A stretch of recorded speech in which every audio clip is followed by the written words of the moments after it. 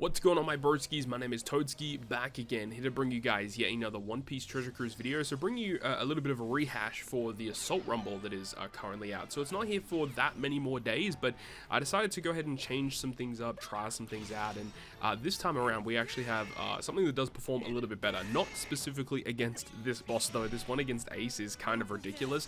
I do feel like if you have some of the higher level shooter characters like Zorokaku, maybe, because he is a slasher, could be a bit of a problem. But if you've got like Luffy Lucci, he's going to be amazing against this guy. Unfortunately, I don't really have any of those higher level shooter characters, so we have to run a little bit of a different scenario here. So I'm trialing out this team. I'm not really the biggest fan of this one. I mean, versus Blackbeard's a great character in Rumble, we all know that, but in Assault Rumble, he doesn't really perform as well because damage over time just can't be inflicted against pretty much every enemy. The CT delay that he provides is good, but it's not the best, and his damage over time, obviously the fact that he doesn't have that means that the amount of damage that he can do isn't really going to be as potent as it is in normal Rumble. As for the other characters on this team though, Apu is a fantastic character here because he increases the CT of the rest of your squad. He's a shooter character, he does really good damage against side focus characters, so he's a great addition to the squad. Yamato I do feel like is still a really good character just because she does a ton of damage and can inflict half stats. I do have Moria because he does have some defensive focused abilities in his Rumble effect, and he also does inflict even more half stats, which can extend the duration of the half stats for an extended period of time with the Yamato additions. Luffy's on the team because he's just a character I can put on here that I know he's going to provide some solid damage. His Rumble ability is also relatively solid, but I do feel like if you are running more of a shooter focused team, you're going to have much more success in this boss fight compared to, you know, running like mono int like what I am here, but you need to have the applicable characters in order to do so.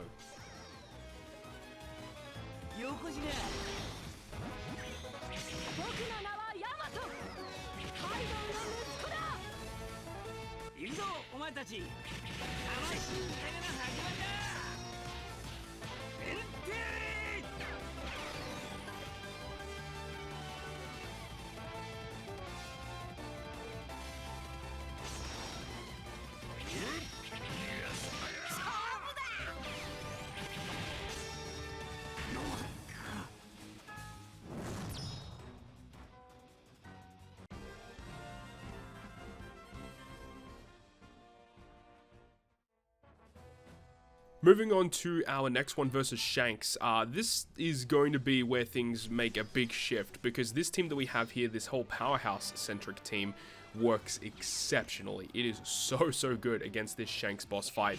Shout out to Itachi, my alliance member, and also shout out to Stump, who were creating very similar teams to this. This combo of quick Luffy, quick Hancock, and then also having the dual Blackbeard, who gets obviously his most recent 6+, but also very good in Assault Rumble. And then you have the Kuzan, who allows your powerhouse characters to get some CT charge. Now, as for the rest of the squad, those other guys that I mentioned being Itachi and Stump were running characters like Rumble Legend Pika, and some like potentially S-Snake is a good character to run on here as well. Of course, I don't have those units, but Smoothie does provide some really nice effects as well, being able to reverse the special CT of Shanks and Beckman specifically, and then also being able to do actually solid damage, especially in break status, and the deeper you go into the fight with all your stats increasing, the better that Smoothie will be.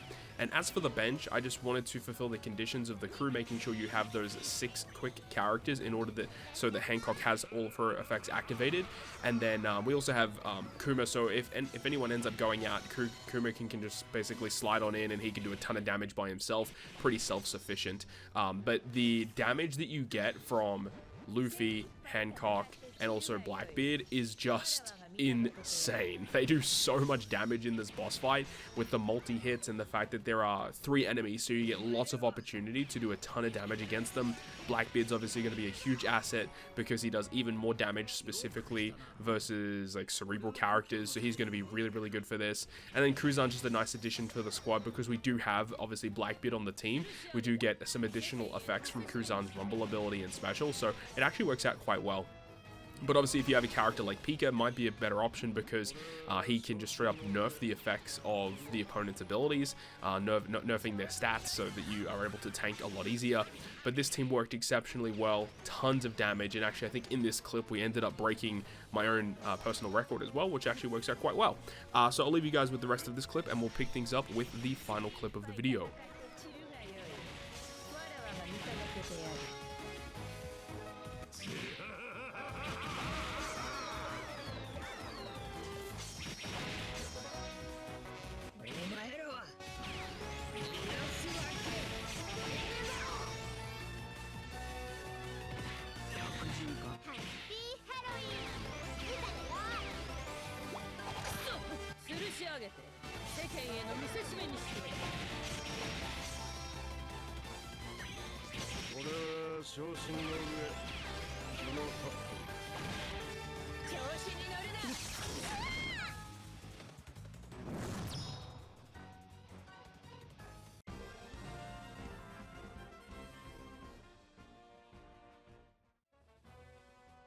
The final clip here is going to be versus the Hancock fight, and we're going to be doing pretty much the same strat that we did in the initial video.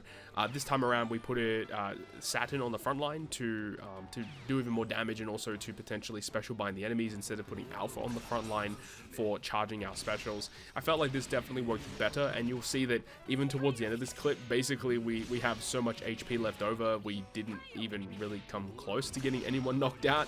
Mainly due to the fact that they are actually open to being inflicted with Action Bind, and in Assault Rumble, if Action Bind is able to be inflicted, it is a huge asset to your squad, because with the way that Assault Rumble works and the fact that the enemies can attack so many times in a row, if you are just Action Binding them, it just means that your characters go to the top of the order. It's almost basically haste in this game mode.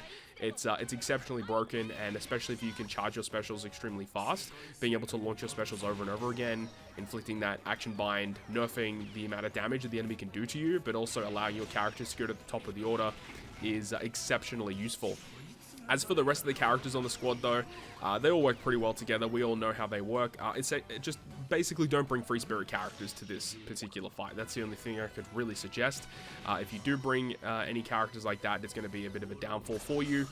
And I guess due to the fact that the team is so self-sufficient in running these 5 Elder characters together, I think what we could do is switch up the bench just to solely focus on HP, because I do have Alpha, who is like a really good character that synergizes with these units, but because our frontline is so defensively focused, we basically don't have any threat of our characters being knocked out.